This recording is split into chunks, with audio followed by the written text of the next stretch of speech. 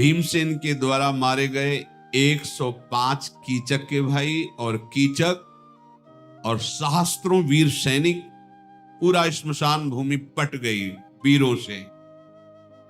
जैसे कोई जंगल को काट के गिरा दे, ऐसे सूरवीर पड़े हुए थे। उस समय श्मशान भूमि में जो गांव के नगर के लोग थे उनको भीम ने नहीं मारा था, सैनिकों को, कीचक के और उनके भाइयों को। वो सब देखकर भाग पड़े, विस्मय में पड़ गए कि ये सैरंध्री के पति वास्तविक गंधर्व और बड़े बलवान हैं। विराट के पास जाकर के निवेदन किया कि महाराज, कीचक मारा गया, 105 भाई उसके मारे गए, जितने सैनिक थे सब मारे गए। मारने वाला एक पर्वताकार गंधर्व जिसका प्रहार वज्र जैसा, पर आपके किसी नगरवासी को नहीं मारा। कीचक के मारे जाने पर विराट को और मंत्रियों को बहुत दुख हुआ, क्योंकि महाबली इसी के द्वारा सुरक्षित था विराटनगर। सब मन में विचार कर रहे हैं कि ऐसा कौन हो सकता है जो कीचक को ऐसी दुर्गति से मार सकता है। अब बात फैली विराटनगर में, विराटनगर से अन्य नगरों में, अन्य देशों से, सब पूरे विश्व में फैल गई। कीचक महाबली विराट का सेनापति साला ऐसी दुर्गति से मारा गया। दल के दल बैठकर यही बात करते कि नहीं नहीं, कोई ऐसा गंधर्व नहीं जो इस गति से मार सके। दुर्धर्ष वीर कीचक की इस मृत्यु का समाचार वायु की तरह सब जगह फैलने लगा। अज्ञातवास की अवस्था में पांडवों का पता लगाने के लिए बहुत से शास्त्रों की संख्या में गुप्तचर अलग अलग देशों में भेजे गए थे। वो ग्रामों में, राष्ट्र में, नगरों में, जंगलों में, ऋषियों के आश्रमों में गुप्त रूप से जानकारियां लेते हुए विचरण कर रहे थे। सब वापस पहुंचे, गिने हुए 2-4 दिन ही रहे। सब सभा में पहुंचे, जहां भीष्म जी, कर्ण जी, कृपाचार्य जी, द्रोणाचार्य जी, दुर्योधन, ये सब बैठे हुए थे। अलग अलग देश प्रांतों से सब गुप्तचर वापस हुए। गुप्तचर बोले, महाराज दुर्योधन से हमने कोई देश नहीं बचा, कोई जंगल नहीं बचा, कोई आश्रम नहीं बचा, निर्जन गुफाएं, लताओं के समूह, गुल्म, कोई ऐसा नहीं बचा जहां मैंने ढूंढा ना हो।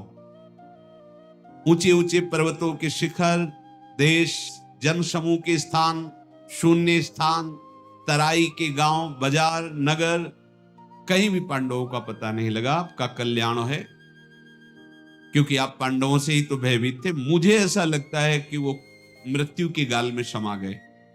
गुप्तचरों ने कहा, हमने रथियों में, हाथियों में, घोड़ों के बीच में सब जगह जा जा करके देखा, कहीं तो छुपे मिलेंगे, कहीं पता नहीं चला। हाँ, इतना पता चला है कि उनके सारथी, उनके रथ, उनके घोड़े द्वारिकापुरी में भगवान श्री कृष्ण बलराम के पास है, क्योंकि जब अज्ञातवास को जा रहे थे तो उनको वहां भेजा था और धौम्याचार्य जी को भेजा था द्रुपद देश। शत्रु को संताप देने वाले दुर्योधन पांडवों के इंद्र सेनादि सारथी द्वारिकापुरी में हैं, ऐसा हम लोगों ने खोज कर ली है। पर वहां ना द्रौपदी है, ना 5 पांडव हैं। उन लोगों से बातचीत में हमने सुना कि उन लोगों को भी पता नहीं कि पांडव कहाँ है, ऐसा ही आज्ञा की थी दृष्टि। इसलिए हम सबका निर्णय है कि वो मारे गए, कोई अजगर लील गया हो या दावानल में नष्ट हो गए हो, वो है नहीं, जीवित नहीं है। अब हमारे लिए क्या आज्ञा है? पांडवों को ढूंढने के लिए कोई जगह ऐसी नहीं बची जहां हम लोगों ने ढूंढा ना हो। हाँ, एक बात अगर आपकी पकड़ में आवे तो अभी अभी हमें अपने गुप्तचरों से, जो गुप्तचरों के प्रधान थे, पता चला है कि विराटनगर में महाबली सेनापति 10,000 हाथियों का बल रखने वाला कीचक मारा गया है। इससे अगर आपका कोई सूत्र बैठे तो आप देख लीजिए। बकाया वहां पूरे विराटनगर को छान लिया है, 5 पांडव नहीं है। श्मशान भूमि में कोई गंधर्व उनके 105 भाइयों को भी मार दिया है, और मारने का कारण कोई सैरंध्री है। अब आप इस पर विचार कर लीजिए और मुझे आज्ञा कीजिए।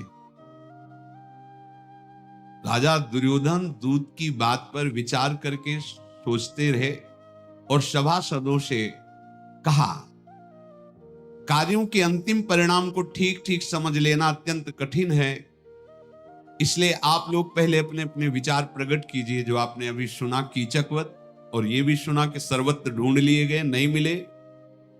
13वां वर्ष पूर्ण होने वाला ही है। अगर पूर्ण हो गया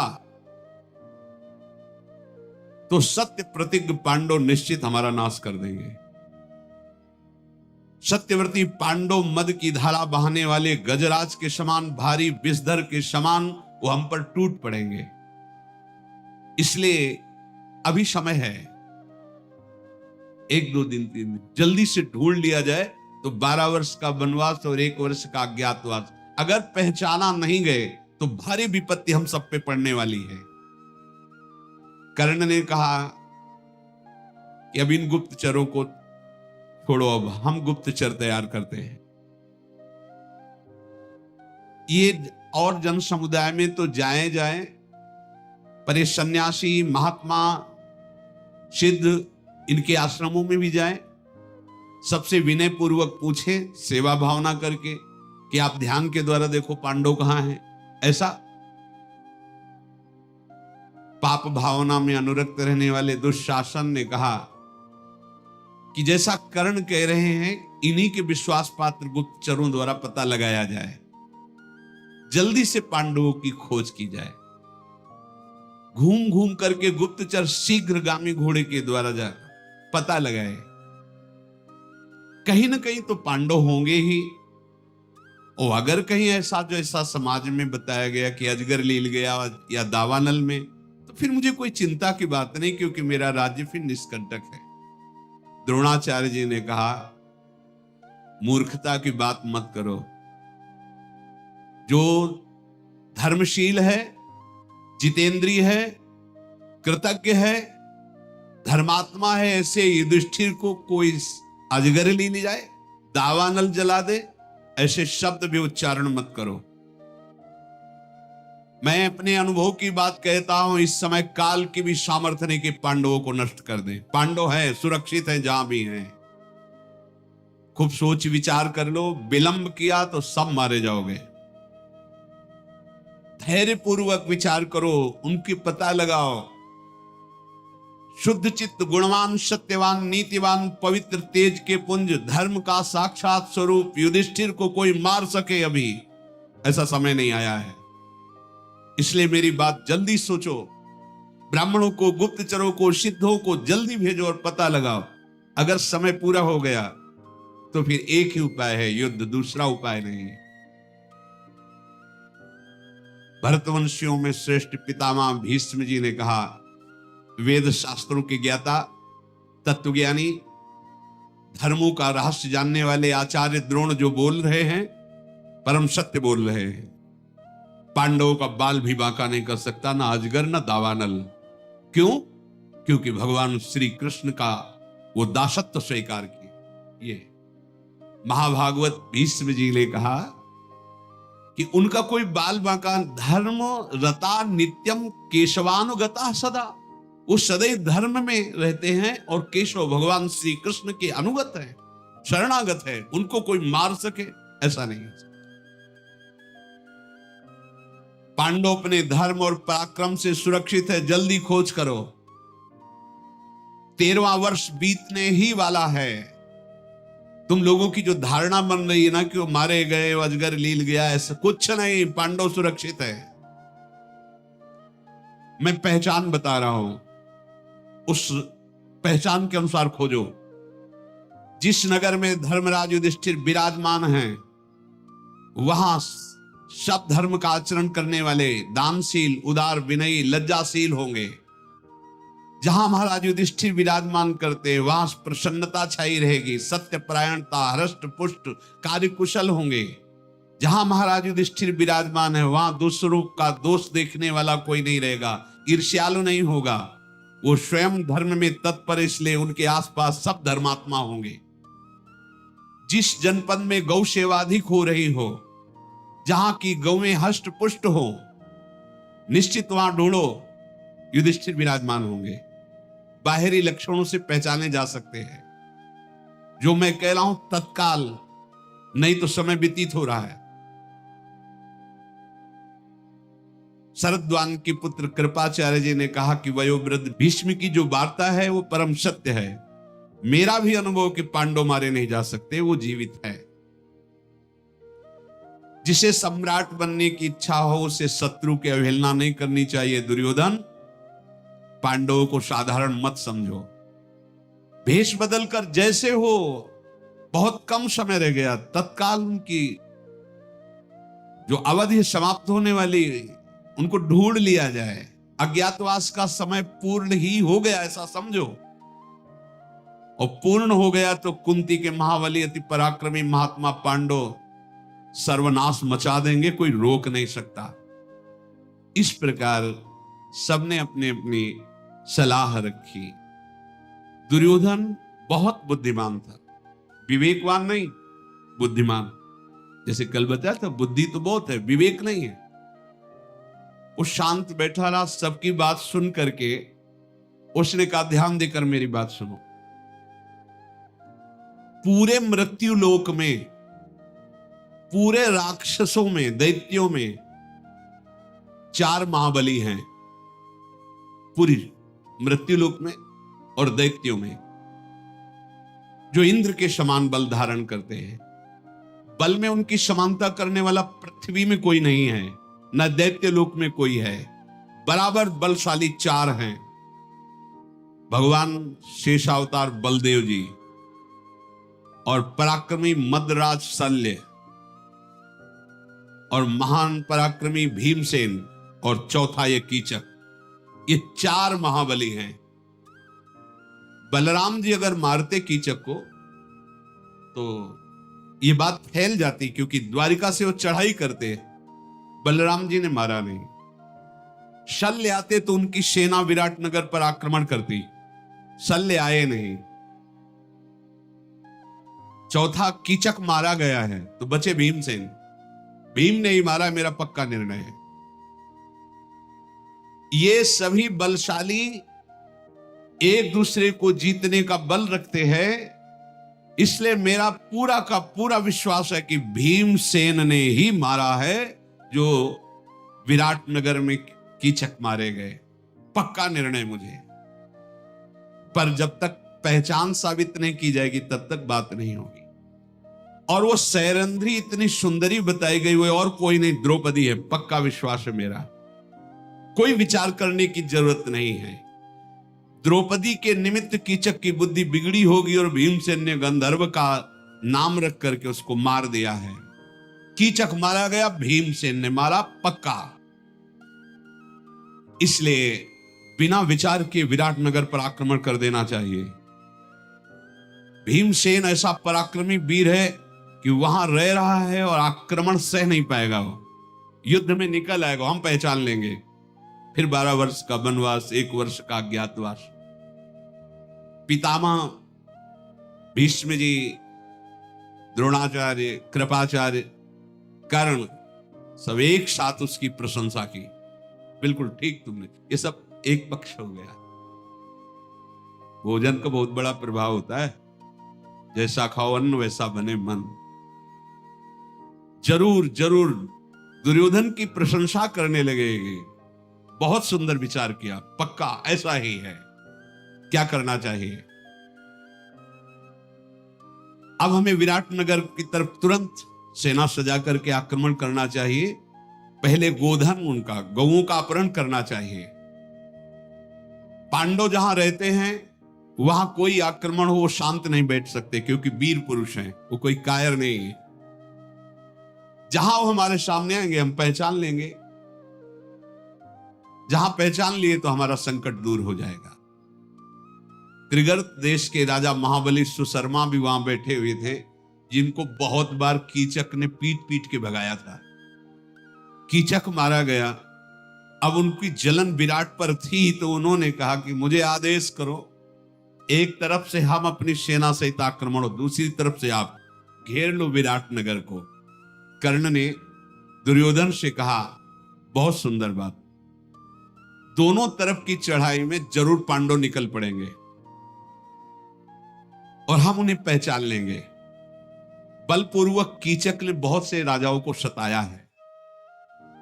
मत्स्य नरेश बहुत बार जो विजय प्राप्त की वो कीचक के बल से, विराट में इतने सामर्थ्य नहीं है।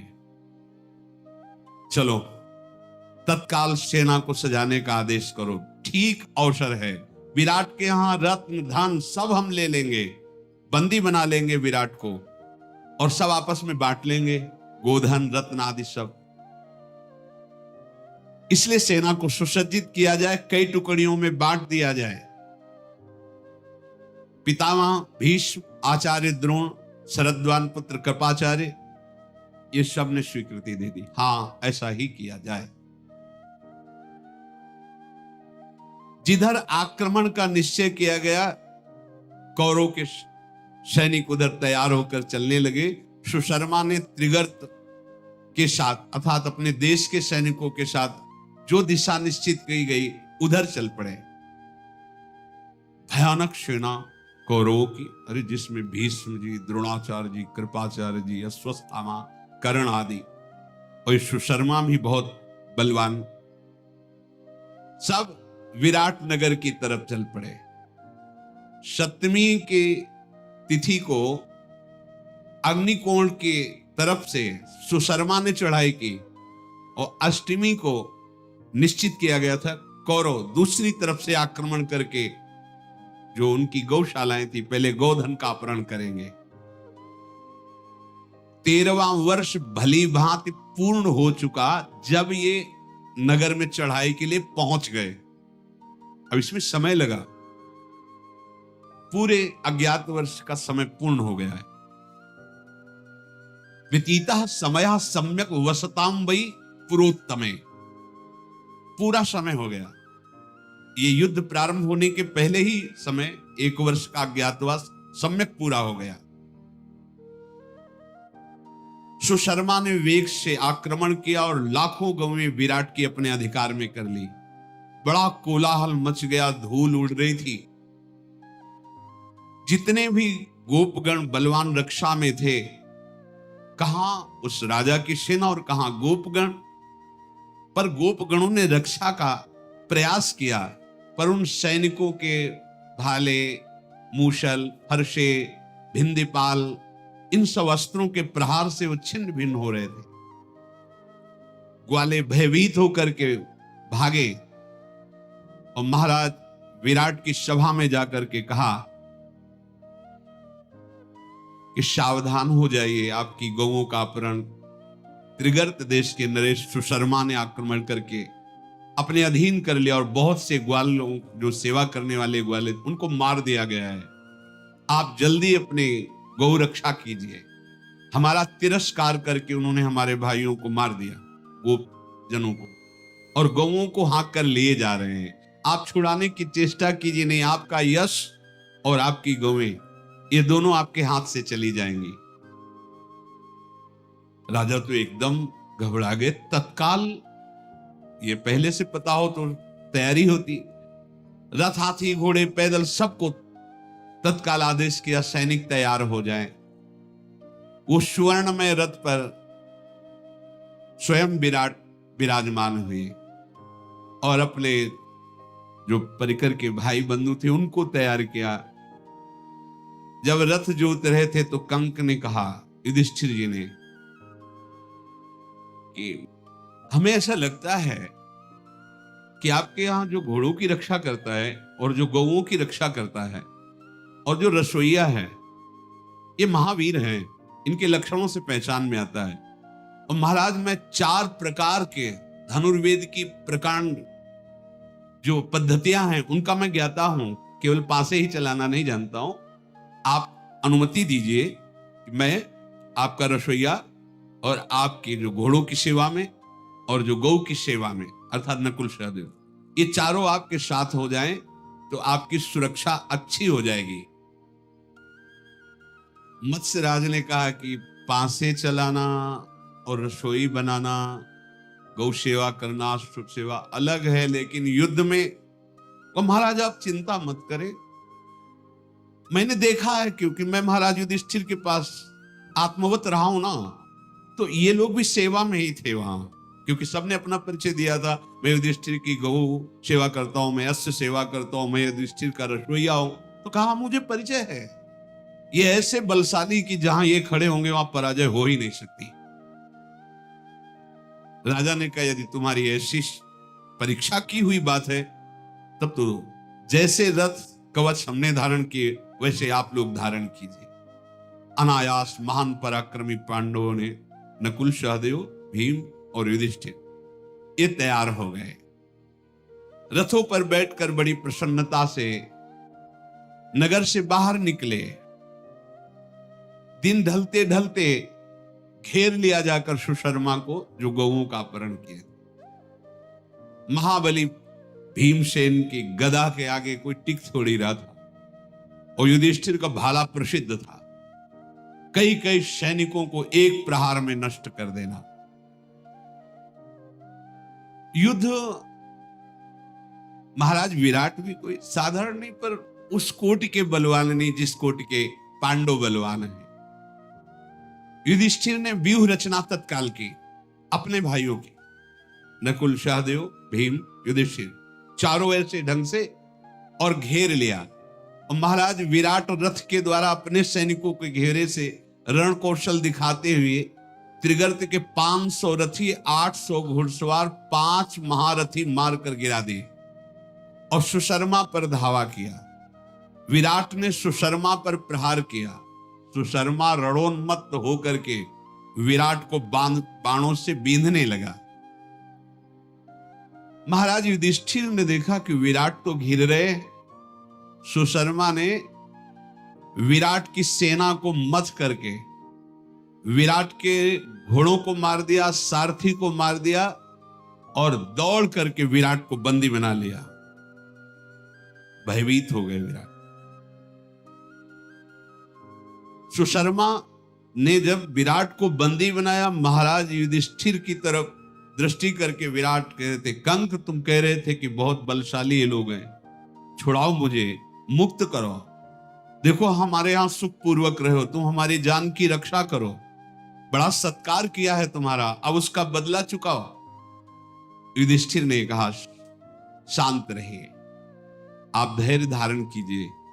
महाबली भीमसेन से कहा, भीम जल्दी छुड़ाओ सुशर्मा से विराट को, कहीं ऐसा ना हो कि मृत्यु दंड दे दे।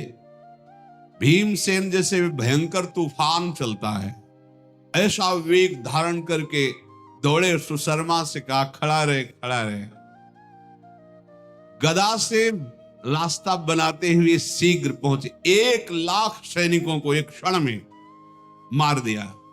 न जाने कितने घुड़सवारों को, रथियों को, हाथी सवारों को भीमसेन विनाश करते हुए सुशर्मा के पास पहुंच गए। बलवान भीमसेन ने सुशर्मा के रथ पर छलांग लगाई, पहुंच गए, बाल पकड़ा, खींच के नीचे गिरा दिया। और विराट को अपने, विराट यद्यपि वृद्धावस्था को प्राप्त हो रहे थे, फिर भी बलशाली थे ही। भीमसेन के अंक में विराट विराजमान, और कहा भीमसेन तुम चिंता मत करो, देखो अभी ये सब भागते हैं पीठ दिखा के। सुशर्मा के बाल पकड़ करके बलपूर्वक घसीट करके महाराज युधिष्ठिर के पास लाए और कहा आदेश करो इसका भी सर उतार दे। सुशर्मा तो भयभीत हो गया, चिल्ला चिल्ला के रोने लगा, ये हमारी इच्छा नहीं थी, पर दुर्योधन ने मुझे भेजा है। गला दबा के कहा भीमसेन ने सुशर्मा का कि अब दुर्योधन सहित तू भी यमराज के पास जाएगा, वहीं तू जाके सलाह करना। युधिष्ठिर जी बड़े दयालु है। युधिष्ठिर जी नहीं नहीं नहीं, इसको मारो मत, नहीं नहीं मारो मत। कहा आप जहां होता है वहां आप छोड़ देते हो, वही बाद में अपने लिए काल बनता है। जयद्रथ को छुड़वा दिया था मुंडन करवा के। वही तपस्या करके भगवान शंकर से वरदान मांगा था, एक दिन में पांडवों पर विजय प्राप्त, अर्जुन को छोड़ के। अब इधर तो ये पता नहीं था कि दुर्योधन भी चढ़ाई कर रहे हैं। यहां आनंद पूर्वक रात्रि व्यतीत कर रहे हैं। अब दिन में चलेंगे और दूतों से कहा कि नगर में जा कह दो विजय सी प्राप्त हुई है, बड़े उत्सव मनाए जाएं। इधर दुर्योधन, क्योंकि सप्तमी को ये युद्ध, सुशर्मा अष्टमी को उनका था, वो पूरे द्रोणाचार्य, भीष्म पितामह, बड़े बड़े महापुरुष, अरबों की संख्या में सब। एक दूत भाग करके आया और कहा कि लाखों गौओं को अधीन बनाते हुए कौरव सेना विराट नगर की तरफ बढ़ रही है, और ये सब पांडव, नकुल सहदेव, भीम, युधिष्ठिर, विराट और सेना, ये त्रिगर्त सुशर्मा की सेना को परास्त करके उधर ही पड़ाव डाले हुए, नगर में नहीं है। भाग करके नगर में आया तो राजकुमार उत्तर केवल नगर की रक्षा में थे, और ये बहुत ही सुकुमार तत्व, बहुत ही सुकुमार थे। ज्यादातर ये महल में ही रहते थे, दास दासियां और पत्नियां उनके बीच में हंसी मजाक हो, ऐसे रहना, और अपनी बड़ाई मारते रहते थे। इस बीच में तो ग्वाला भाग करके आया और उसने कहा, राजभवन में जाकर के देखा, वहां तो युद्ध हो रहे हैं और ये विनोद कर रहे हैं अपनी स्त्रियों से, दासियों से, ऐसे बैठे हंसी मजाक। महाराज की जय हो। उत्तर से, उत्तर ने कहा, हाँ क्या सूचना लाए हो? बोले, उधर तुम्हारे पिता युद्ध में, इधर कौरवों की सेना आ चुकी है और आपके गोधन का अपहरण करके विराट नगर की तरफ बढ़ रही। राजकुमार, आप तो महाबली है ना? उसने कहा, हाँ महाबली तो हूं ही। तो बोले, आप कौरवों की सेना को रोकिए, चल के परास्त कीजिए, चल करके आप अपने गोधन को छुड़ाइए और नगर की रक्षा के लिए। अब स्त्रियों के सामने क्या कहे? कुछ लोग ऐसे होते हैं जो वीरता स्त्री और बच्चों के बीच में, और जब वीरों के सामने पहुंचते हैं तो पसीना आ जाता है। उन्होंने कहा कि युद्ध तो मैं कर सकता हूं कौरवों से, भीष्म से भी कर सकता हूं, मैं सुयोग्य हूं, इस समय मैं राष्ट्र का स्वामी हूं, क्योंकि महाराज युद्ध में गए तो पूरा अधिकार मेरे हाथ में है। अगर मेरे पास कोई उत्तम सारथी होता तो मैं अर्जुन जैसी वीरता दिखा सकता था। तो सैरंध्री द्रौपदी जी वही थी, देखा ऐसे और कहा, अर्जुन जैसी वीरता दिखा सकते? बोले, सैरंध्री तो तुम हमें छोटा मोटा वीर समझती हो। बोले, नहीं मैं तो महावीर समझती हूँ तुमको, लेकिन अर्जुन को कभी देखा है? देखा नहीं पर सुना है।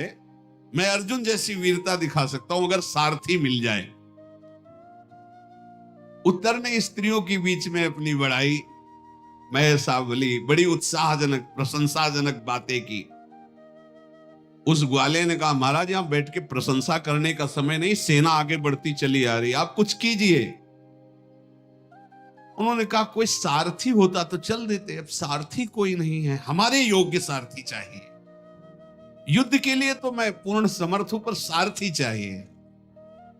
जैसे वज्रधारी इंद्र दानवों को भयभीत करते हैं, वैसे मैं शांतनु नंदन भीष्म को, दुर्योधन को, द्रोणाचार्य को, कर्ण को, अश्वत्थामा को, सबको भयभीत कर दूंगा। बृहन्नला दूर खड़ी थी, हंस रही थी देख देख के कि अभी देखा नहीं होगा तुमने भीष्म आदि को, इसलिए ऐसा। मेरे सामने क्या, 2 मुहूर्त में सबको परास्त कर दूंगा। जब ऐसी वो डींग हाक रहे थे तो सैरंध्री नजदीक आई और कहा, राजकुमार आपकी बातें सुन के तो आपको ऐसा लगता है विश्व के अद्वितीय वीर आप हैं। हाँ, तुम्हें कोई संशय? तो बोले, आप कुछ वीरता भी तो दिखाइए ना। बार बार ग्वाला कह रहा है कौरववंशीय है, सारथी नहीं है कोई, इसलिए नाचना ना आता हो। तो बोले, आंगन टेढ़ा है इसलिए मैं नाच नहीं सकता, वैसे तो मैं बहुत अच्छा नाच लेता हूं। हाँ, सैरेंद्र ने कहा, सारथी की व्यवस्था मैं कर दूं। जो खांडो प्रस्थ को जलाने वाले गांडीव धनुषधारी अर्जुन हैं, उसी के बल से खांडो प्रस्थ जला। ऐसा सारथी कौन है? अपने घर में रहने वाली बृहन्नला, ये सारथी बनेगी। राजकुमारियों को नचाती, ये सारथी। मान लो द्रौपदी ने कहा, जो शैलेंद्री थी, मान लो कि साक्षात अर्जुन ही है, ऐसी कला इसमें है। अगर ऐसा है तो देख लो प्रयास करके, राजी हो। अब तो डर लगने लगा कि सारथी भी मिल रहा है। जिन दिनों अर्जुन की सहायता भगवान श्री कृष्ण दावानल रूप महान खांडोवन को जलाया, तो यही थे प्रधान, यही थे जिसे बृहन्नला समझ रहे हो, यही सारथी थे। उत्तर ने कहा, वैसे इसको सारथी बनाना तो मुझे शोभा नहीं देगा कि एक नपुंसक सारथी हो, पर अगर तुम्हें अनुभव है ऐसा तो तुम देख लो, बात करो। द्रौपदी ने कहा, हमारी तो बात हो गई है, क्योंकि हम वहां थी जब महाराज युधिष्ठिर के यहाँ ये सारथी थे ना, तो वहां मैं सेवा में रहती, मैंने देखा है इनका बल। आप आदेश करो, तैयार करें। उत्तर ने कहा, तो फिर मेरा बल देख लेना, अगर सारथी मिल गया तो कौरव हार गए निसंदेह। शैलेंद्री ने कहा कि अपनी बहन से बोलो कि जाके प्रार्थना करे बृहन्नला से। तो उत्तर ने उत्तरा से कहा, बहन तुम जाओ और प्रार्थना करो कि वो हमारी सारथी बन जाए। उत्तरा नजदीक गई और अर्जुन से प्रेम पूर्वक बोली, बृहन्नले, हमारे राष्ट्र में बड़ा संकट उपस्थित हो चुका है। पिताजी दूसरी दिशा में युद्ध में है और कौरव पक्ष बहुत बलवान आक्रमण करते, और मेरे भैया बड़े वीर हैं, आप उनकी सारथी बन जाएंगे बस थोड़े दिन के लिए। अभी उनका सारथी नहीं है, इसलिए वो ऐसा कह रहे हैं। बृहन्नले, अगर सारथी बन गई तो युद्ध कला में मेरे भैया कितने प्रवीण, ये तुम देख लोगी। उत्तरा ने कहा, सुना है तुम अर्जुन के सारथी रहे हो। होगा, हाँ मैं सारथी रहा हूं, तुम्हारी इच्छा ऐसी है तो ठीक है, मैं स्वीकार करता हूं। राजकुमार तैयार हो, तुम कवच बांधो, धनुष लो, और मैं सारथी के पद पे बैठता हूं। घोड़ों की लगाम संभाली, बैठ गए। अब वो तो सर्वगुण संपन्न साक्षात गांडीव धनुर्धारी अर्जुन है। देर नहीं लगा, सामने पहुंचा दिया। वो खड़े होके जे ही देखा, भीड़ तो कांपने लगे, पसीना आ गया, बैठ गए और कहा, बृहन्नला देखो, हम स्त्रियों के बीच में तो बोल के आ गए, मेरी सामर्थ्य नहीं कि मैं खड़ा रह सकूं। अरे बोले, महाराज आप तो बड़ी वीरता की बातें कर रहे थे, अभी तो हमने परिचय ही नहीं दिया। देखो वो श्वेत वस्त्र धारण जो किए हुए खड़े हैं, वो कुरुवंश के पूजनीय भीष्म पितामह है, वो द्रोणाचार्य है। विराट कुमार ऐसे ऐसे बता रहे, और वो कूदे रथ से भाग पड़े। जब पीछे मुड़ के देखा तो है ही नहीं, दौड़ करके उन लोगों पे चोटी संभाली, साड़ी कमर में बांधी, दौड़ करके पकड़ करके लाए और कहा, ये वीरों को शोभा देता है, तुम क्या जाके महल में बात करोगे। बोले, मुझे जीवित रहना है, मुझे मरना नहीं है ऐसे महावीरों से। देखो तुमने प्रतिज्ञा की है, तुम्हें जाने तो दूंगा नहीं, युद्ध करना पड़ेगा तुम्हें, क्योंकि मैं जिसका सारथी बनता हूं उसको कभी परास्त का मुख नहीं देखना पड़ता, पराजय का। गौओं को बिना वापस लौटाए और इन सब कौरवों को परास्त किए बिना हम तुम्हें जाने नहीं देंगे। शैलेंद्री ने तुम्हें विश्वास दिलाया था कि मैं बहुत कार्यकुशल योद्धा हूं, आप चिंता न करो, जिसके साथ मैं होता हूं वहां विजय होती है। उत्तर बोला, ये सफेद पोशाक में कौन दिखाई दे रहे? तो उनका अद्भुत महापुरुष भीष्म पितामह है। आयो का मत्स्य देश की तरफ रथ मोड़ो, इनको तो देखा नहीं जा रहा, ऐसे दूरदर्श दिखाई दे रहे। गांवें चली जाएं, विराटनगर चला जाए, मुझसे से कोई परवाह नहीं, मेरे प्राण बचाओ। ऐसा कह करके बाण सहित धनुष फेंक करके राजकुमार उत्तर रथ से कूदे और भयभीत होकर भाग पड़े। बृहन्नला पीछे से कहती जाए, राजकुमार वापस आ जाओ, ये छत्री का कार्य नहीं है पीठ दिखा के भागना। अभी तो युद्ध किया ही नहीं, तुम भयभीत होकर भाग रहे हो, ये उत्तम बात नहीं है। ऐसा कहकर कुंती नंदन अर्जुन रथ से कूद पड़े और दौड़ करके बड़ी शीघ्रता से राजकुमार को पकड़ा, अपनी अजानबाहु लंबी लंबी भुजाओं में बांध लिया और कहा तुम्हें जाने नहीं देंगे, तुम्हें युद्ध करना होगा। वो चिल्ला चिल्ला के रोने लगे, मुझे छोड़ दो। अर्जुन को हंसी आ रही थी, इतना वीर बन रहा था, अभी तो युद्ध की बात सुनकर इसकी हालत ऐसी हो रही। अर्जुन की जब छाती से लगा, जब अर्जुन ने ऐसे तब उनको लगा कि ये मेरे हृदय में एक अपार बल सा आ रहा है, जैसे राख में छिपी हुई आग, ऐसे ही ये बृहन्नला के भीष्म में कोई तेजस्वी महापुरुष है। उत्तर को ऐसा अनुभव रहा है, निश्चय ये कपट वेशधारी कोई महापुरुष है, साधारण नहीं है।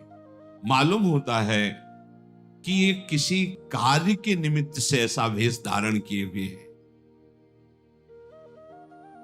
और कौरवों ने जब उत्तर को पकड़ने के लिए दौड़े थे तो अर्जुन को जो चाल, उनका दौड़ना, ये देखकर आपस में सलाह करने लगे, ये तो साक्षात अर्जुन है।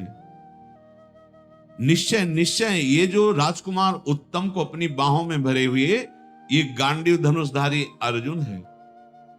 सैनिकों ने कहा कि जैसा श्री कृष्ण का बल, बलराम का बल संग्राम भूमि में होता है, ऐसे ही ये जो नपुंसक का वेश धारण किए हुए हैं, इनकी बाहुओं में दिखाई दे रहा है, पक्का ये अर्जुन है। अर्जुन ने ऐसे उत्तर को पकड़े हुए और एक हाथ से उसके बाल पकड़े हुए थे, लाए रथ पे बैठाला। उत्तर रोते हुए विलाप करते हुए बोला, बृहन्नले तुम जो कहोगे मैं तुम्हें दे दूंगा, जितने मोहरे कहोगे, जो जो कहोगे, हमें छोड़ दो, बस हमें छोड़ दो, मैं जीवित रहना चाहता हूं, मरना नहीं चाहता। सुनो, मैं 100 मोहरे दूंगा तुम्हें और स्वर्ण जटित बहुत से वैदूर्य मणि, ये सब तुम्हें दूं, तो मुझे छोड़ दो, मुझे जाने दो। अर्जुन ने कहा कि अगर ज्यादा रोना धोना करोगे तो आप सब, हमें गुस्सा आ जाएगा, चुपचाप बैठो। भय से आतुर शुद्ध बुद्ध खो करो अर्जुन के पास बैठे। महावीर कौरवों के पक्ष में, देखो तुम मेरे बाहुबल से सुरक्षित हो, तुम्हें बिल्कुल इन वीरों से नहीं डरना चाहिए। मैं बड़ा दुर्धर्ष वीर हूं, तुम्हें परिचय नहीं इसलिए तुम घबरा रहे हो। दुर्गम है ये, जितनी सेना तुम देख रहे हो, अकेले मुझे पार नहीं कर सकती कौरवों की सेना। तुम केवल मेरे सारथी बनकर बैठे रहो, मैं तुम्हें बताता रहूंगा कैसे चलाना है, कहां पहुंचाना है। देखो तुम ये ना समझो कि मैं केवल बोल ही रहा हूं, मेरे प्रहार को न भीष्म जी सह पाएंगे और न द्रोणाचार्य जी सह पाएंगे, न कृपाचार्य। शांत रहो, तुम भयभीत मत हो। बार बार अर्जुन की तरफ देख रहा है। भीष्म जी, द्रोणाचार्य जी, कौरव महारथी, ये सब एक बार में चिल्ला पड़े, ये अर्जुन ही है, ये नपुंसक वेश में अर्जुन ही है, दूसरा कोई नहीं है। भरद्वाज नंदन श्री द्रोणाचार्य जी बोले, देखो देखो, जैसे प्रचंड वायु किसी से नहीं रुकती, ऐसे ये अर्जुन किसी से रोके नहीं रुकेगा।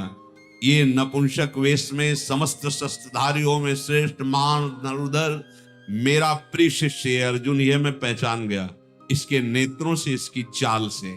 संदेह मत करो, ये अर्जुन ही है।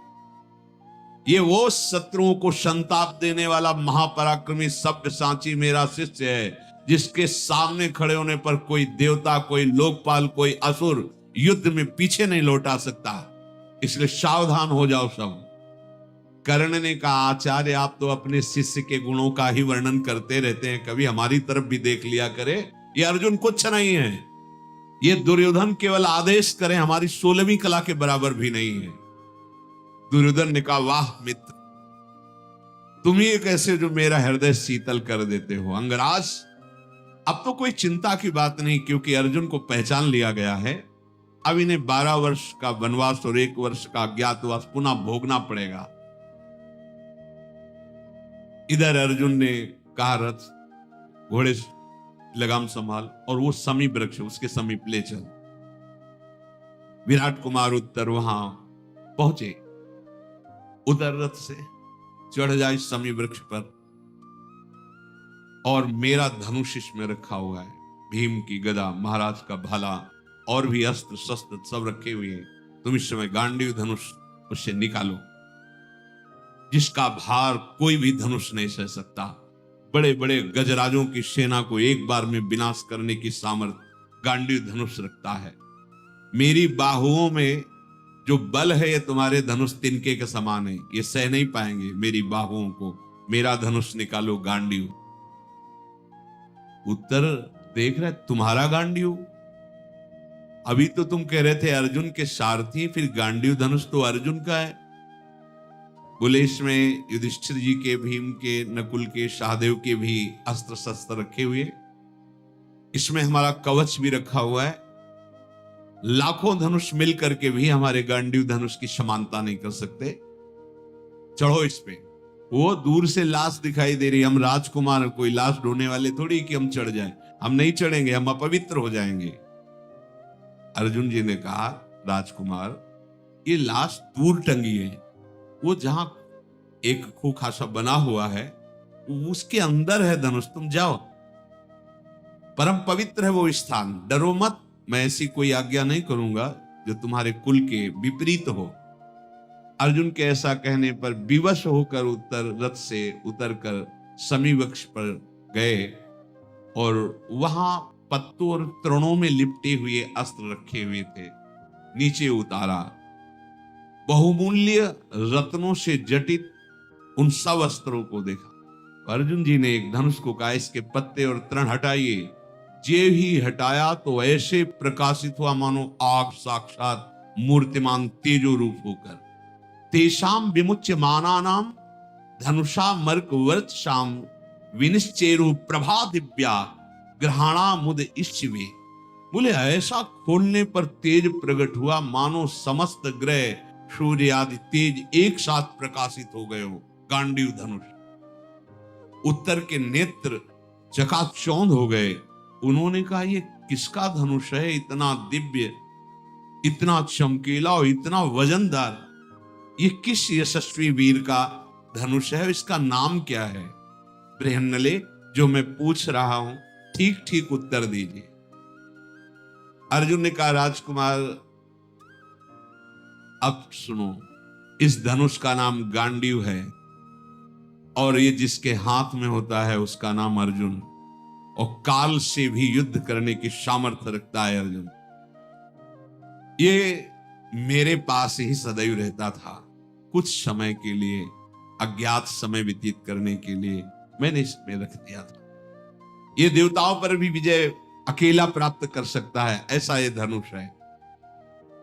विराट पुत्र, जिस समय मैं अपने दिव्य बाणों का संधान इस पर करता हूं, फिर कोई सामने टिक नहीं सकता। युद्ध में शत्रुओं पर आघात करना और शत्रुओं की बाण वर्षा को काटना गांडीव का सहज स्वभाव है। देखो, ये महात्मा युधिष्ठिर का अस्त्र, ये भीम का अस्त्र, ये नकुल का, सहदेव का अस्त्रों का परिचय दिया।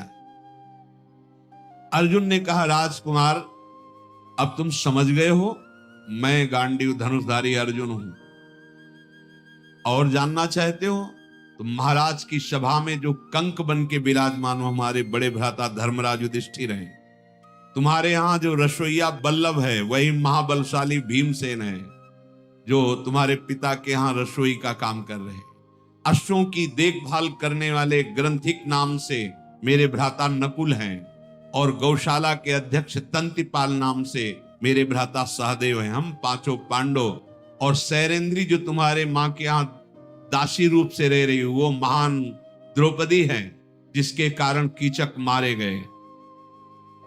उत्तर, कूद पड़ा रथ, साष्टांग दंडवत किया और कहा कि मुझे क्षमा करना, मैंने आपको बार बार बृहन्नला कह के संबोधन, आप तो हमारे गुरुदेव के समान पूज्य हैं, मुझे अब विश्वास नहीं हो रहा कि आप बृहन्नला बनकर के मेरे महल में राजकुमारियों को नचाते।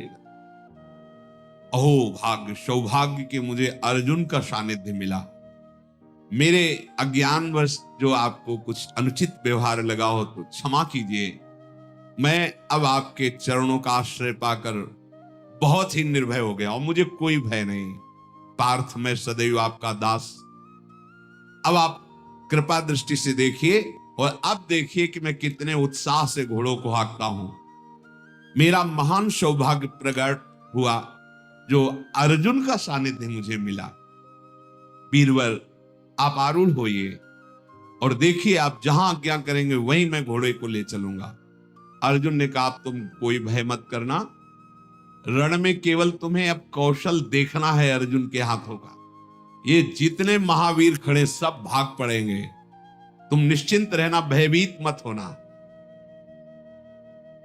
मेरे इन सब तरकशों के जो बाण हैं वो अंदर से उत्साहित हो रहे हैं चलाने के लिए, क्योंकि 12 वर्ष का वनवास, 1 वर्ष का अज्ञातवास सहने के कारण मेरे भी हृदय में प्रबल वेदना हो रही कि इनको दंड दे। सुनो, कुछ क्षण मौन रहना। और शांत होकर जितने दिव्यास्त्र प्राप्त किए थे सबका स्मरण किया। सब दिव्यास्त्र साक्षात रूप से प्रकट हो गए। अर्जुन ने कहा, जिस समय मैं जैसा स्मरण करूं आप कृपा करके उसी समय उपस्थित हो जाएं।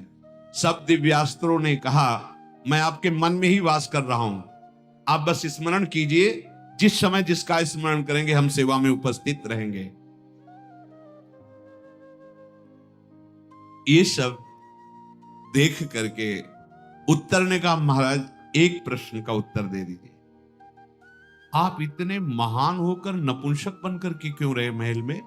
कैसे नपुंसकता को प्राप्त हो गए? मेरी ये बात समझ में नहीं आ रही। आप बाहरी वेश छुपा लेते, लेकिन परीक्षण हुआ था आपका, आप नपुंसक थे, आपका परीक्षण पिताजी ने कराया था, आप नपुंसक थे, तो बाहरी भेष ही नहीं, आप वास्तविक नपुंसक थे। ऐसा कैसे हो सकता है कि परीक्षण भी सही हो और आप अर्जुन भी हो? अब मुझे संशय नहीं, पर मेरे अंदर एक अब भी प्रश्न है कि अर्जुन नपुंसक कैसे हो सकते हैं? तो अर्जुन ने बोला, मैं उर्वशी के शाप से नपुंसक भाव को प्राप्त हुआ था। पूर्व काल में भाई युधिष्ठिर की आज्ञा से देवलोक गया। उस सभा में उर्वशी ने मेरे को देखा, मैंने उर्वशी को देखा, पर मेरा देखने का हेतु था कि वो मेरे वंश की मूल हेतु जननी है। तो मैं अपलक नेत्रों से देखता रहा कि ये मेरे वंश की पूर्वज है, तो ये बड़ी वंदनीय है। पर उसको ऐसा लगा कि मैं काम भाव से देख रहा हूं, इसलिए देवराज इंद्र ने प्रेरणा करके हमारे पास भेजा। तो हमने उनसे कहा कि कुंती माता के समान आप पवित्र हैं हमारे लिए, हम कभी ऐसी भावना से स्वीकार नहीं कर सकते। तो वो हमें नाराज होकर शाप दे दिया कि जा नपुंसक हो जा। पर देवराज इंद्र ने उस शाप को 1 वर्ष के लिए सीमित कर दिया, जो अज्ञातवास में तुम्हारे महलों में व्यतीत हुआ। अब देखो, मैं पूर्ण स्वस्थ हो गया हूं, शाप खत्म हो चुका है। राजकुमार, तुम्हें मालूम होना चाहिए कि अब मैं अपने स्वरूप को प्राप्त हो चुका हूं। महापराक्रमी अर्जुन ने हाथों से वो जो चूड़ियां आदि पहने थे निकाल के फेंक दिया और दस्ताने पहने गांडीव धनुष संचालन के लिए अपने घुंघराले केशों को बांधा और कहा कि तुम शीघ्र रथ को आगे बढ़ाओ। धनुष की टंकार प्रत्यंचा चढ़ाकर जे ही टंकार की गांडीव की, तो ऐसा लगा मानो 2 हिमालय आपस में टकरा गए हो। भयानक शब्द पृथ्वी को विदीर्ण करता हुआ कौरव की सभा के जितने घोड़े थे घुटने टेक दिए। कौरव पक्ष के जो रथियों में बड़े बड़े महारथी, बड़े बलवान अश्व जोते हुए थे, जे ही गांडीव की टंकार की ऐसी भयंकर टंकार थी, घुटने टेक दिए। सब महारथियों के होश उड़ गए। उत्तर घबरा रहा है, उत्तर से कहा चढ़ और ये ध्वजा हटा अपनी, सिंह की ध्वजा, जा समी वृक्ष के समीप सम्मान से रख दे। और अर्जुन ने चिंतन किया अपनी ध्वजा का, तो ये बहुत अट्टहास करते हुए वीर महाबली हनुमान जी जिस पर विराजमान, वो कपित ध्वजा करके रथ पे विराजमान हो गए। जे भी कपित ध्वज विराजमान हुआ, अर्जुन ने कहा घोड़े और नजदीक ले चलो। महाबली अर्जुन अपने देवदत्त नामक शंख को जे ही बजाया तो सबके रोंगटे खड़े हुए। ऐसा भयानक शंखनाद, वेगशाली घोड़े थरथराने लगे। द्रोणाचार्य जी प्रसन्न हुए, बोले अब समझ में आया, ये गांडीव की टंकार और ये शंख की गर्जना मेरे शिष्य अर्जुन की है। यद्यपि विपक्ष में है पर प्रसन्नता हो रही है। उत्तर घबरा गया, उसने कहा अब दोबारा शंख मत बजाना, ने हमारे हृदय की गति रुक जाएगी। इतनी जोर का शंखनाद, हमने रणभेरिया सुनी है, हाथियों की चिघाड़ सुनी है, शंखनाद भी सुने, पर ऐसा शंखनाद हमने कभी नहीं सुना। ये तो बहुत, और जैसा शंखनाद वैसे हनुमान जी की गर्जना। हनुमान जी विराजमान है ध्वजा पे, महाबली हनुमान, धनुष की टंकार, हनुमान जी की गर्जना और शंख की ध्वनि, हाहाकार मच गया कौरवों की सेना में। अर्जुन ने कहा सावधान उत्तर, अब दोबारा शंखनाद कर रहा हूं।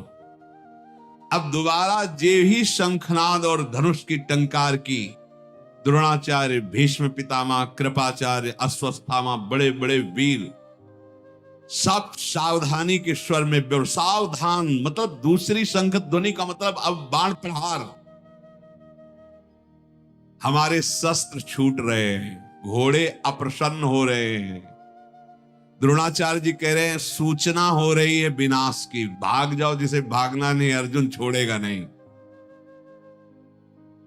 दुर्योधन ने कहा कि आपके मुख से शोभा नहीं देता आचार्य द्रोण, एक अकेला अर्जुन और इतने सब महारथी, कैसी बात आप कह रहे हो।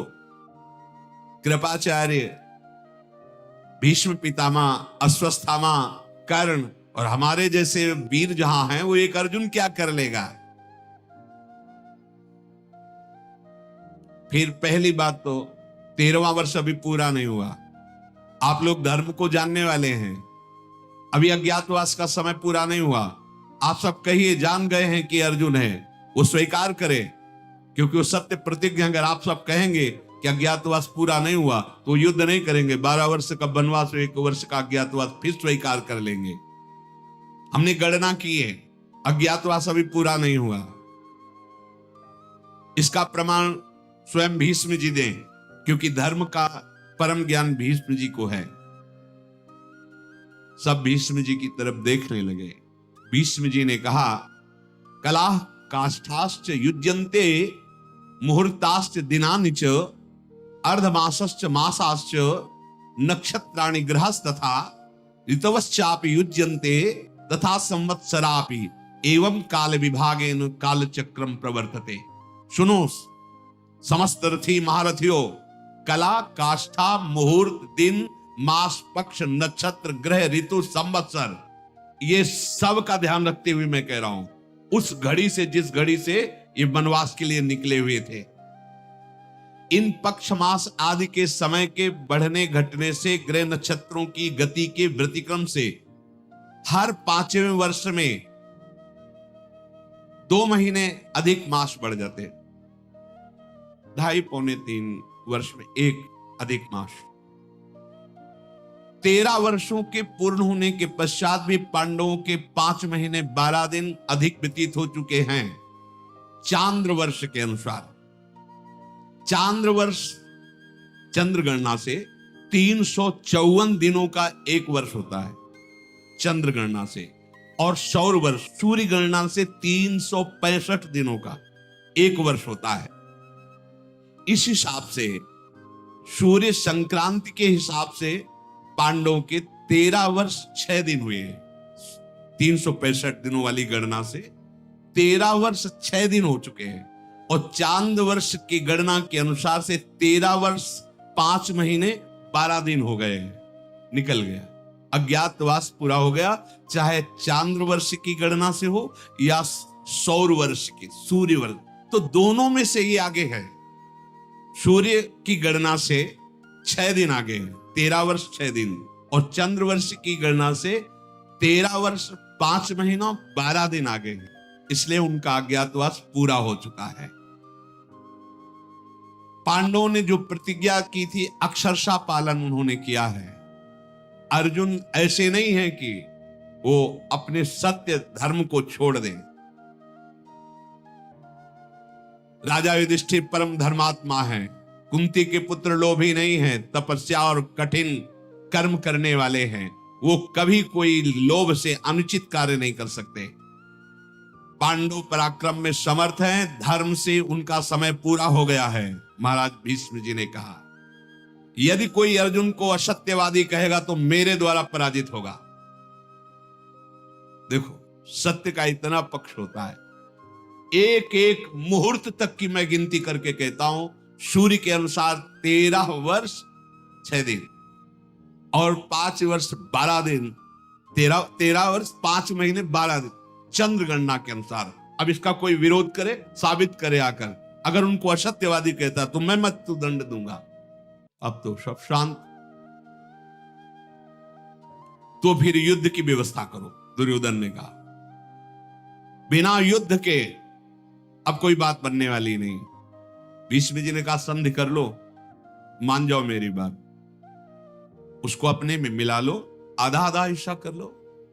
जैसे इंद्रप्रस्थ में रहते थे, तुम हस्तिनापुर में रहो।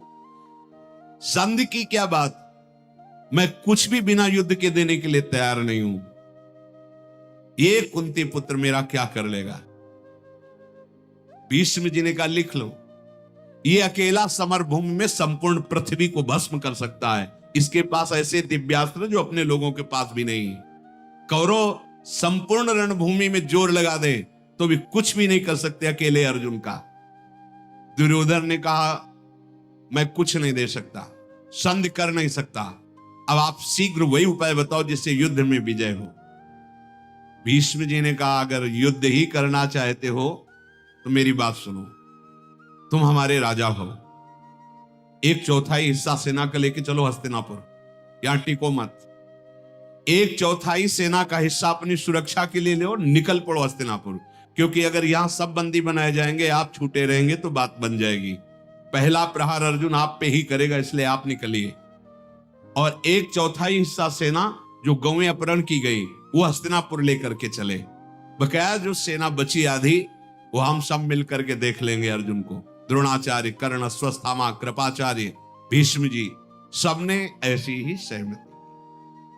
भीष्म जी की बात सबको पसंद आई। दुर्योधन ने तत्काल ऐसा किया, एक टुकड़ी सेना ली और हस्तिनापुर के लिए चल दिया। भीष्म जी व्यूह बना करके खड़े हो गए। भीष्म जी आचार्य से कहा, द्रोणाचार्य से, आप बीच में खड़े हो, अश्वत्थामा वाम भाग में, कृपाचार्य सेना के दक्षिण भाग में, कर्ण कवच धारण करके सेना के आगे, और मैं संपूर्ण सेना की सुरक्षा के लिए पीछे खड़ा होता हूं। महान धनुर्धर ये सब वीर ऐसा व्यूह रचना की। द्रोण ने कहा कि ये अर्जुन की ध्वजा फहराकर बता रही है कि विजय अर्जुन के ही हाथ में है। रथी अतिरथी महावीर जितने हैं सब सावधान हो जाए, क्योंकि गांडीव पर जिस समय बाण चढ़ेंगे तो संभालना मुश्किल हो जाएगा। ये देखो, मेरे 2 बाण चरणों में गिरे आके, 2 बाण कान के पास से गए। भीष्म जी, ये 2 बाणों से मेरा शिष्य मेरे को प्रणाम कर रहा है, और 2 बाणों से जो कान के पास गए आज्ञा ले रहा है। तो मैं आज्ञा देता हूं अपने शिष्य अर्जुन को कि वो मुझे भी युद्ध में परास्त करके विजय प्राप्त करे। यह है प्रणाली। गुरु विपक्ष में है पर मर्यादा युक्त, वहां जाके पैर नहीं छूना है, बाणों से चरण स्पर्श और बाणों से ही आज्ञा मांगना। अब तो नपुंसक का जो स्वरूप था वो तो हट गया। तो मानो देदीप्यमान ज्वाला अग्नि की या सूर्य, ऐसे अर्जुन चमकने लगे। किसी की सामर्थ्य नहीं हो रही थी कि एकाग्र दृष्टि से अर्जुन को देख सके। अर्जुन ने कहा, उत्तर ले चलो सेना के समीप, और उनसे जितनी दूर पर एक बाण फेंका जाता है उतनी दूर पर रुको, जरा मैं देखूं कौन कौन सामने विराजमान है। अर्जुन जी ने देखा दुर्योधन नहीं दिखाई दिया। उसने कहा तो फिर इनको परास्त करने से हमें क्या, हमें तो उसको परास्त करना है पक्का। ये पितामह का ही विधान होगा उसको बचाने को। उसको भेज दिया दूसरी दिशा में वापस। नहीं, इनको तो देख लेंगे, आचार्य द्रोण को, भीष्म पितामह को, अश्वत्थामा को, कृपाचार्य को, कर्ण को। पहले दुर्योधन को देखेंगे। ये दुर्योधन नहीं दिख रहा है, इसका मतलब है वो हस्तिनापुर का मार्ग पकड़ करके जा रहा है। तत्काल ले चलो दक्षिण दिशा की ओर। विराट नंदन, इस सेना को छोड़िए और इस मार्ग से चलिए जिधर दुर्योधन जा रहा। पहले मैं उससे युद्ध करूंगा, फिर लौट करके इन महारथियों को देख लूंगा। इस प्रकार अर्जुन की आज्ञा देने पर उत्तर ने अपने घोड़े मोड़े और जिधर हस्तिनापुर की तरफ घोड़ों को काबू करते हुए आगे बढ़ाया। थोड़ी देर में दिखाई दिया श्वेत वाहन अर्जुन को कि दुर्योधन अपनी सेना के साथ जा रहा है।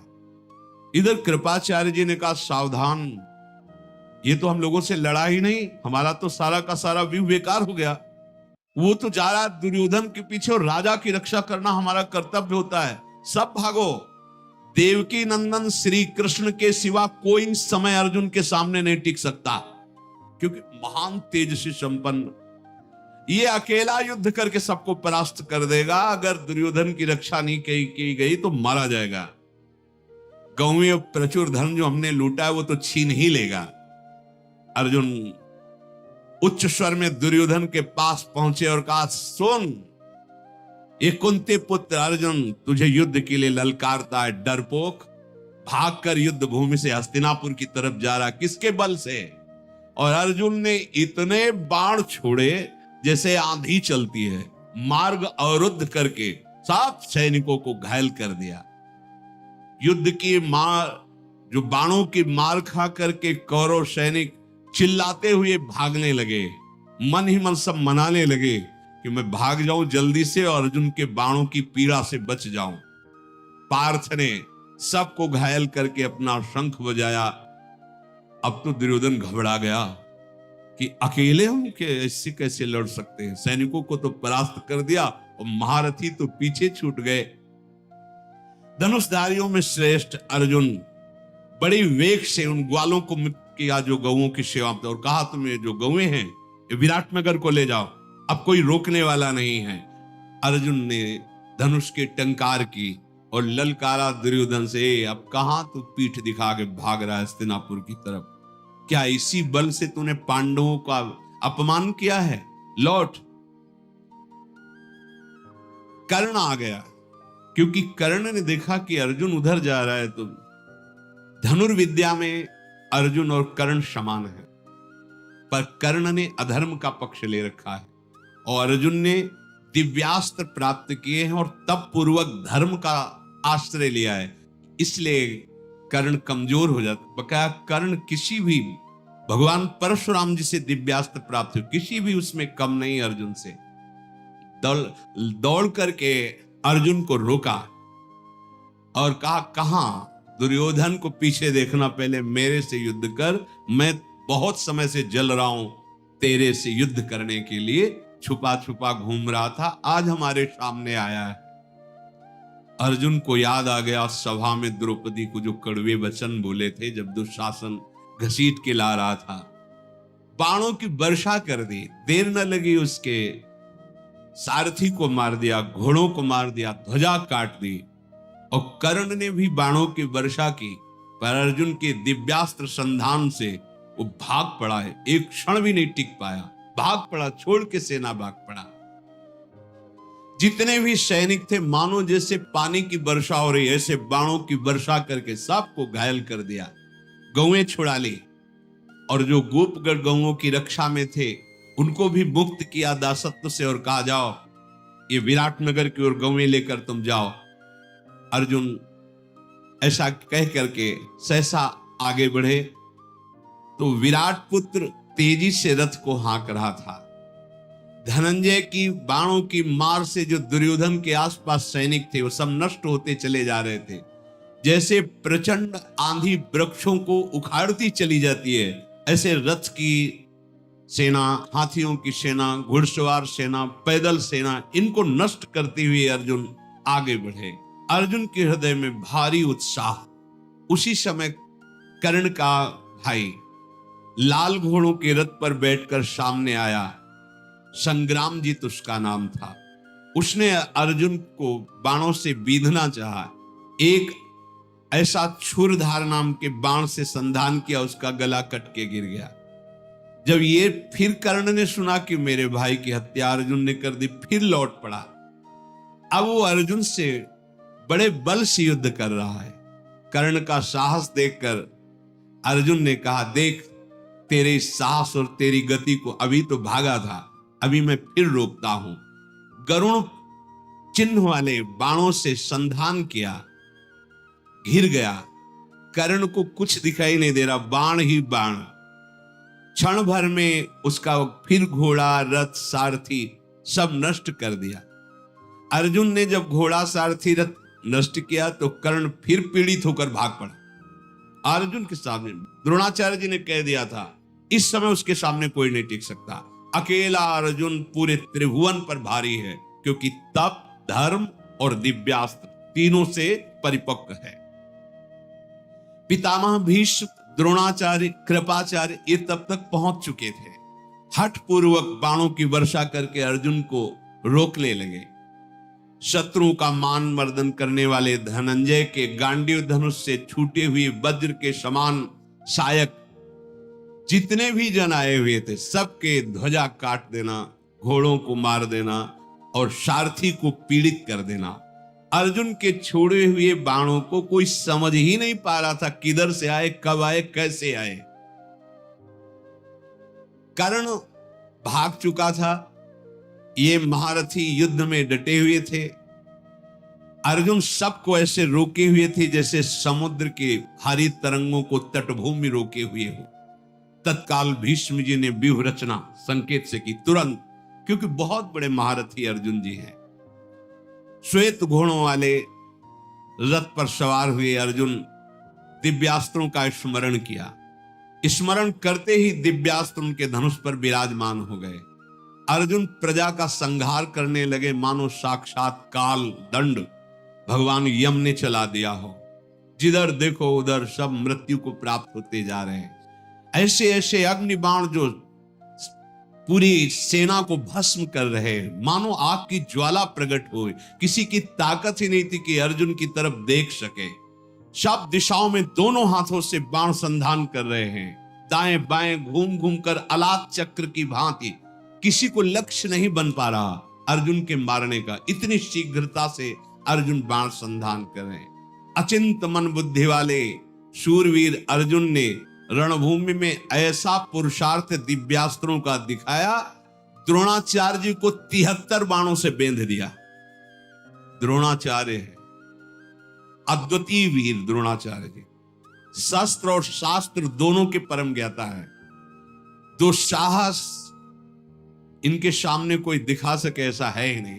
द्रोणाचार्य जी के सामने 73 बाणों से सारथी को, रथ को, पताका को काट करके 73 बाणों से मूर्छित कर दिया गुरु द्रोणाचार्य जी को। 10 बाण दुस्सह नाम के वीर को मारा। अश्वस्थामा को 8 बाणों से बींध दिया। दुशासन को 12 बाण, शरद्वान पुत्र कृपाचार्य को 3 बाणों से और शांतनु नंदन गंगानंदन भीष्म को 60 बाणों से बेंध दिया। ऐसे रथ में छाप दिया। 60 बाण से हिल नहीं सकते। छुरप्र नाम वाले बाणों से जितने भी वीर थे सबको घायल कर दिया। और एक करणी नाम का बाण मारा, जो सबसे पीछे कर्ण भागकर गया था, उसके कान में पूरा बाण घुस गया। वो तो मूर्छित होके गिर पड़ा। सारथी के वो यमलोक भेज दिया। ऐसे महान धनुर्धर अर्जुन ने जो रूप दिखाया, भीष्म जी मूर्छित, कर्ण तो मूर्छित है ही, द्रोणाचार्य कोई होश में नहीं है, सबको घायल करके गांडीव धनुषधारी अर्जुन उत्तर से बोले हो गया, अब यहां कोई लड़ने वाला नहीं दिखाई दे रहा है। अश्वत्थामा, कृपाचार्य, माननी, बाल्मीक, सोमदत्त, ये कौरव के बड़े बड़े योद्धा, ये सब मूर्छित पड़े। जिसका वस्त्र चाहो उतार लाओ। राजकुमारी उत्तरा कह रही थी ना गुड़िया बनाने के लिए, जा उतार के लाओ। स्वर्णमाला से मंडित ध्वजा से शत्रुओं का तिरस्कार करने वाले अर्जुन, अब जिसको होश आता तो अर्जुन की तरफ नहीं बढ़ता, हस्तिनापुर की तरफ बढ़ता। मान लो जिसको चेतना जागृत हुई, रथी वो सारथी मरा हुआ पड़ा तो रथी ही रथ आपके भाग रहे, कोई वहां नहीं।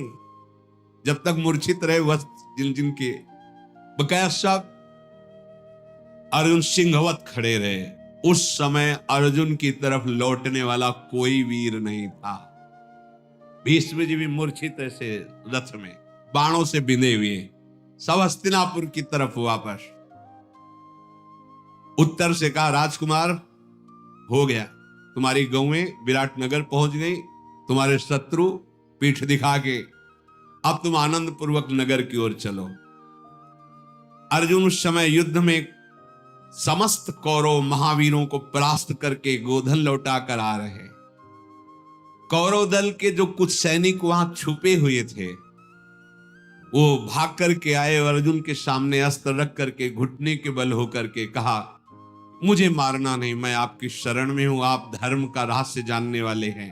आप अपने केश खोल दिए, अस्त्र रख दिए और शरणागत भाव में हो गए। सबके सब अर्जुन के आगे घबराए हुए बोले मुझे मारना नहीं, मेरे प्राणों की रक्षा कीजिए, हम सदैव आपके द्वारा रक्षा पाने योग्य हैं। अर्जुन ने कहा युद्ध धर्म कहता है कि जो अपना अस्त्र नीचे रख दे, कक्ष खोल दे, अर्थात धोती की कांच खोल दे, बाल खोल दे, उसको कभी वध नहीं करते। तुम निश्चिंत हो जाओ, ऐसी गति में हम तुम्हें बिल्कुल दंड नहीं देंगे, जाओ तुम कुशल पूर्वक घर जाओ, कोई संकट नहीं, हमारा जो कार्य था वो हो चुका है।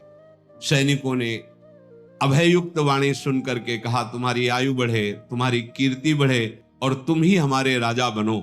ऐसा हस्तिनापुर के सैनिकों ने आशीर्वाद देते हुए प्रणाम करके वापस। अर्जुन उनको जीवन दान देकर विराट नगर की ओर लौट रहे हैं। कौरव सेना शत्रुहंता पार्थ की मार से पीड़ित होकर सब वापस हो गई है। आगे की चर्चा श्री राधा वल्लभ लाल।